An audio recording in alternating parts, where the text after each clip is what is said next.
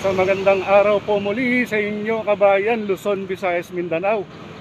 Update po tayo, dito po tayo sa may PUP Santa Mesa. Ito po yung NLEX, SLEX Connector Road.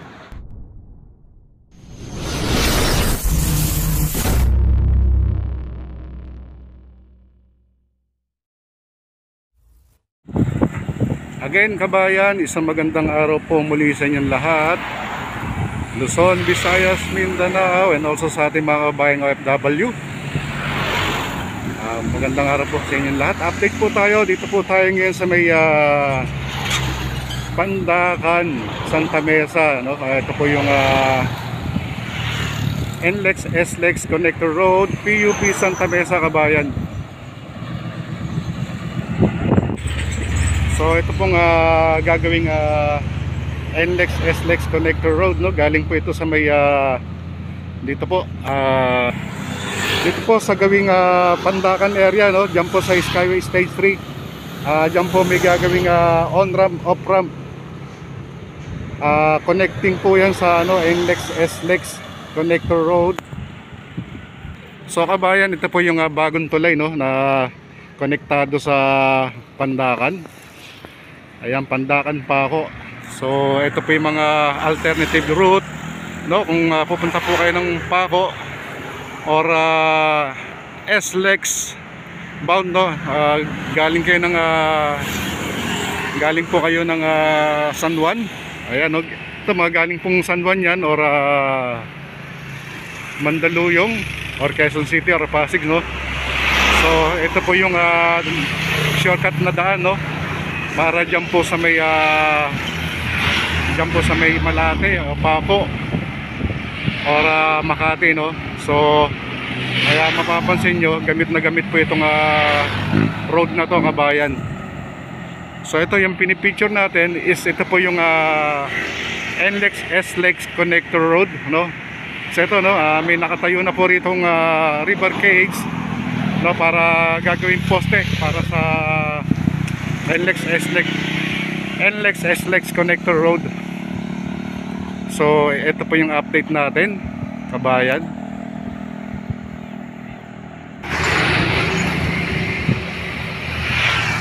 So ito po yung kabayan, no, yung river cage, no, na gagawing poste, no, concrete post para sa gagawing NLEX, SLEX Connector Road, no, na flyover.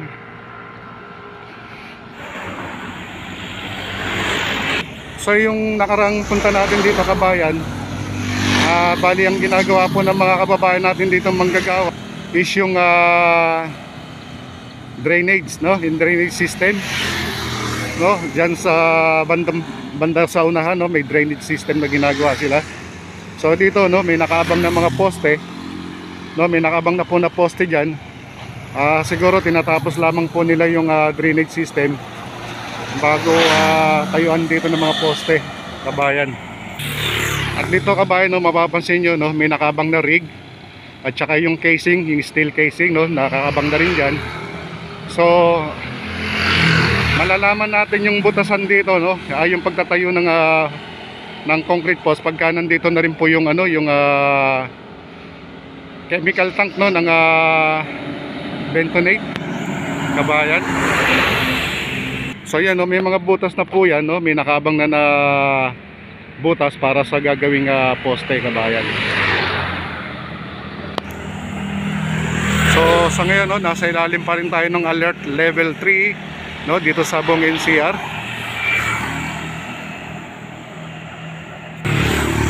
So yan, no, so mapapansin nyo, meron na rin naka-standby dito na crane, no, para sa gagawin na lang construction operation dito po sa PUP Santa Mesa, no, NLEX, SLEX Connector Road.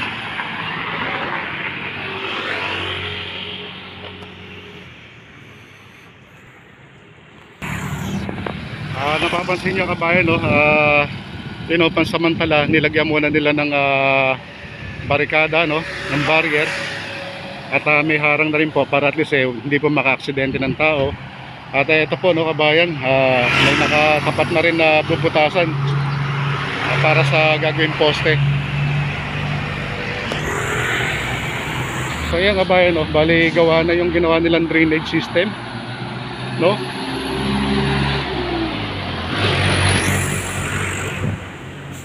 So gawa na yung drainage system na nila, no? Ayan, no?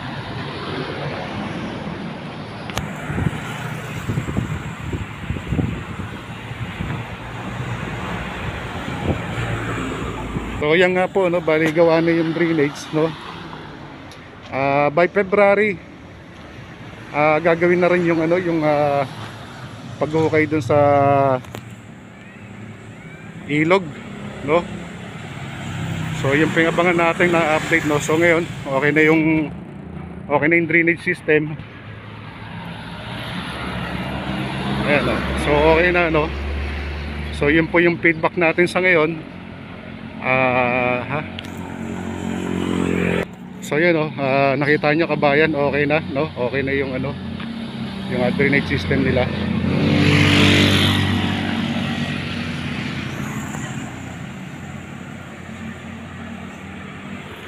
So yun, no, isa sa ginawa rin nila to, no, nung nakarang 2 weeks ago, no, galing tayo rito, inaayos pa rin yan. Pero ngayon okay na po siya kabayan.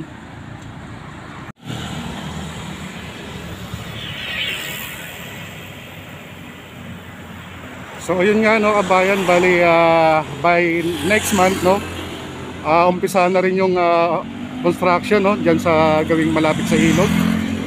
At ito talagang maapektahan po itong lugar na to, no, dahil ito affected kasi dito po liliis yung ano,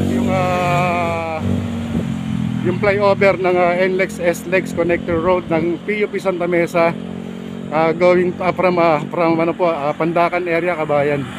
So yun po update natin dito kabayan, no. So ito ano, maapektahan po itong mga side na to.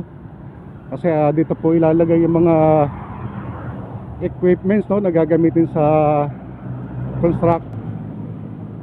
So abangan po natin yan by January, abangan po natin yan by February kabayan, no. So ito kabayan, no, bali magagalaw to, no, magagalaw to kabayan.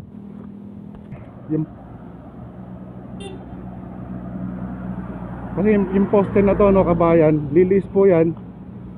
Dito po papasok yan, no, yung susunod niya dito, no, sa may bandang loob. So ito talagang magagalaw po ito kabayan, magagalaw po yan. Then dito yung poste, no, na susunod na poste, no. After nun dito naman po yung poste na gagawin, no. Dahil mangga, oh. Ayan, so magagalaw din tong lugar na to kabayan. Tapos, no, at magbubutas na rin po rito, no, diyan sa may ilog, no, gagawa rin ng poste diyan sa may ilog. At yan po yung lugar na tatamaan. Ayan. Ayun, no, kabayan, no, yung poste na yan, no. At dito na po yung kasunod yan kasi palis po yan, no. So magkakaroon po ng poste rito kabayan. At dito sa may ilog na to, may gagawin rin poste po rito para sa NLEX SLEX Connector Road PUP Santa Mesa. So ito po yung tatamaan kabayan, no, yung flyover na gagawin, tumbahayan na yan. So abangan po natin yan, yung mga susunod na galawan.